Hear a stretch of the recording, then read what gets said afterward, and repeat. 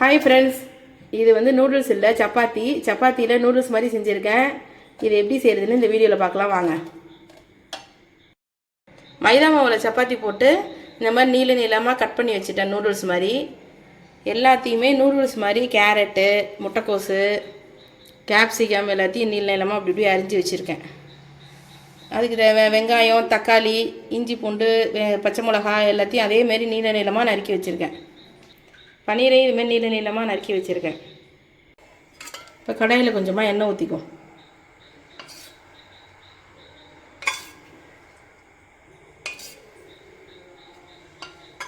பசங்க வெரைட்டியாக கேட்க நம்மளோட இன்னோவேட்டிவும் வளர்ந்துட்டே இருக்குது. அதை இப்போ இப்படி செய்யலாமா அப்படி செய்யலாமான்னு ஒவ்வொன்றா ஐடியா வந்துகிட்டே இருக்குது. அதுவும் ஒரு வகையில் நல்லது தான் இருக்குது. பசங்க வெரைட்டி கேட்குறது நம்ம மூளைக்கு கொஞ்சம் வேலை கொடுக்குறாங்க. ஹீட் ஆகிடுச்சு, இஞ்சி பூண்டு சேர்த்துடலாம்.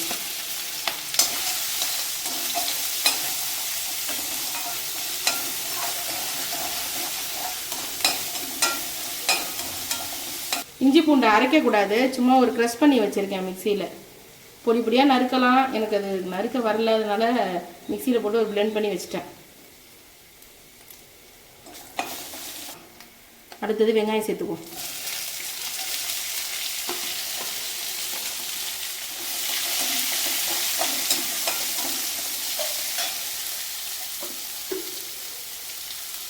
இதெல்லாம் வதங்கிறதுக்கு கொஞ்சமாக சால்ட் ஆட் பண்ணிக்கிறேன்.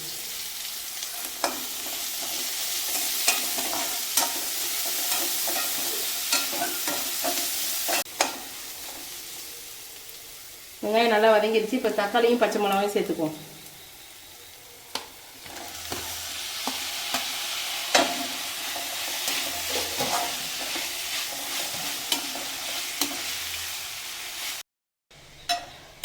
பசங்களை சொல்லியும் தப்பு கிடையாது. டெய்லியும் இட்லி, தோசை, சப்பாத்தி, பூரி இதே கேட்டுட்ருக்காங்க. நம்ம கடையிலையும் வாங்கி தரது கிடையாது. ரொம்ப வாங்கி தரவும் பயமாக இருக்குது இப்போ வர நியூஸ் எல்லாம் பார்த்தாக்க.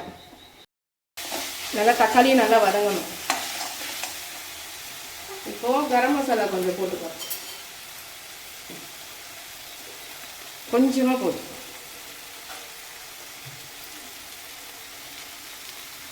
கொஞ்சோண்டு மிளகாத்தூள்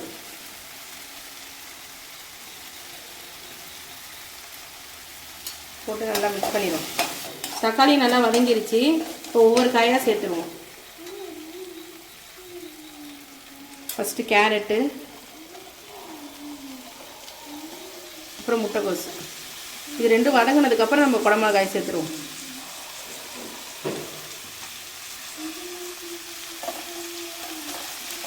முட்டைக்கோசெல்லாம் பொரியல்லாம் பண்ணால் சாப்பிடவே மாட்டாங்க. இந்தமாரி எதுலையாவது சேர்த்து கொடுத்தா தான் நம்ம முட்டைக்கோசே பசங்க சாப்பிடும். அதுக்காகவே இந்த மாதிரி ஐட்டம்லாம் செய்யணும்.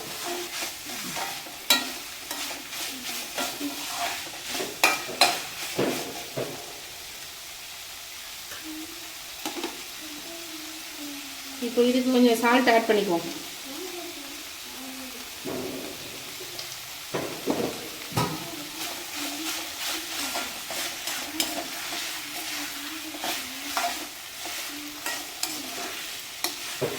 நல்லா சுருள வதங்கணும்.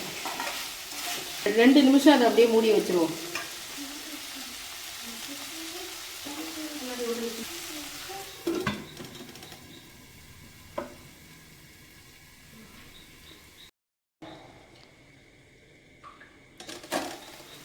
இப்போ நல்லா முட்டைக்கோசு வதங்கிடுச்சு. இப்போ குடமிளகாய் சேர்த்துடலாம்.